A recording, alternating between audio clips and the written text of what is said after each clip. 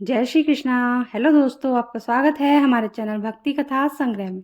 आज हम आपके सामने प्रस्तुत करने जा रहे हैं कार्तिक मास में सुनी जाने वाली तुलसी माता की कहानी। बहुत ही सुंदर कहानी, तो बने रहिए हमारे साथ। कार्तिक मास में सभी स्त्रियां तुलसी माता को सींचने जाती, तो कोई धन मांगती, कोई पुत्र मांगती, कोई सुहाग मांगती। सब कोई सींच कर आती, पर एक डोकरी सवा पहर रात को उठती, सवा पहर दिन चढ़े तब माता तुलसी की पूजा करती। तुलसी माता को सींच कर कहती, हे तुलसी माता, सत की दाता, मैं बिरला सींचू तेरा, तू कर निस्तारा मेरा। तुलसी माता, बहू दीजिए, बेटी दीजिए, पोता दीजिए, लड्डू दीजिए, पीतांबर की धोती दीजिए, गहना दीजिए, घी का घड़ा दीजिए, मीठा मीठा खीर और पूड़ी दीजिए, दाल भात का भोजन दीजिए, धन दौलत दीजिए, बेटा पोता को काम दीजिए, तुलसी को आप पत्ता दीजिए, मुंह में गंगा जल दीजिए, सूरज जी की साख दीजिए, जल यमुना की नीर दीजिए, 11 को दिन दीजिए, मरूं तो बैकुंठ में बास दीजिए, चंदन को दाग दीजिए, मरूं तब आप ही श्री कृष्ण को कंधा भी दीजिए। हर हर करते बैकुंठ जावें, रोज इतना कहकर आ जाती थी। उस डोकरी की इतनी सारी बातें सुन सुनकर तुलसी माता सूखने लगी।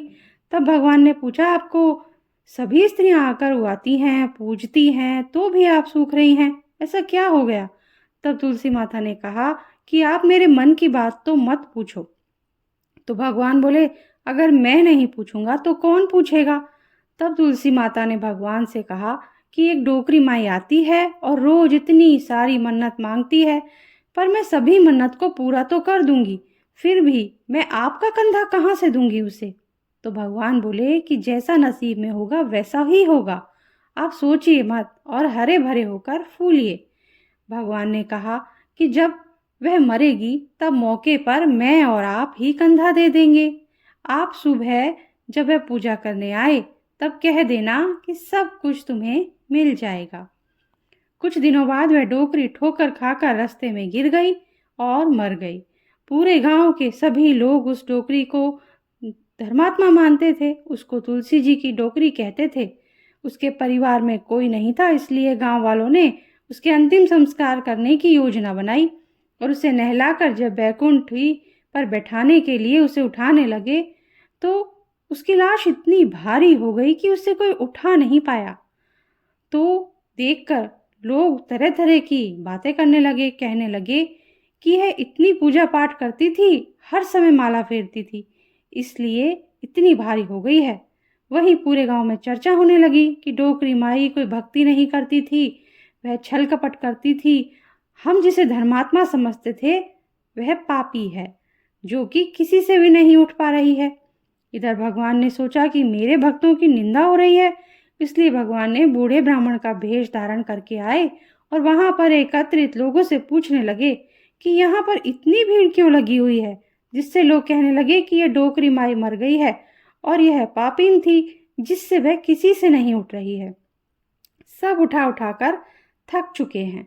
तब ब्राह्मण ने कहा, मुझे एक बार डोकरी के कानों में कह लेने दो कुछ, फिर देखो वह उठती है या नहीं।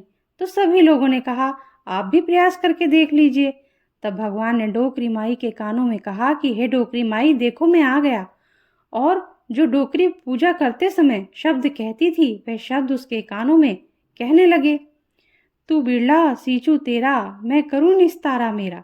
डोकरी माई बहू ले, बेटी ले, पोता ले, लड्डू ले, पीतांबर की धोती ले, गहना ले, घी का घड़ा ले, मीठा मीठा खीर पूड़ी ले, दाल भात का भोजन ले, धन दौलत ले, बेटा पोता को काम ले, तुलसी का पत्ता ले, मुंह में गंगा जल ले, 11 का दिन ले, चंदन को दाग ले, श्री कृष्ण का कंधा ले। इतना सुनते ही डोकरी एकदम हल्की हो गई। भगवान ने कहा, आओ अब इसे उठाओ। भगवान ने हाथ लगाया और डोकरी उठ गई। सबको आश्चर्य हुआ। उसे खूब धूमधाम से ले जाया गया। भगवान ने उसे अपने कंधे पर लिया। पूरे गांव में डोकरी की चलावा बहुत ही अच्छा निकला, जिससे उसकी मुक्ति हुई और वह बैकुंठ में चली गई। सभी लोग देखते रह गए। सभी लोगों ने देखा कि मुर्दा घाट तक तो ब्राह्मण साथ ही आया था, लेकिन अब वह दिखाई क्यों नहीं दे रहा है, जिससे लोगों को यह समझ में भी आ गया कि वे स्वयं भगवान थे। हे तुलसी माता, उसकी मुक्ति कराई, जैसे उसी तरह सबकी मुक्ति करना, सबको भगवान का कंधा मिले, सबको स्वर्ग मिले, मोक्ष की प्राप्ति हो। इसी के साथ आज की कथा हम समाप्त करते हैं। अगर आपको अच्छी लगी हो तो जल्दी से लाइक कर दीजिए, और जिसने भी चैनल को सब्सक्राइब नहीं किया है सब्सक्राइब कर दीजिए, बेल आइकन प्रेस कर दीजिए, ताकि हमारे आगे आने वाले वीडियोस भी आपको आसानी से मिल सके। Thank you. जय हो तुलसी मैया की।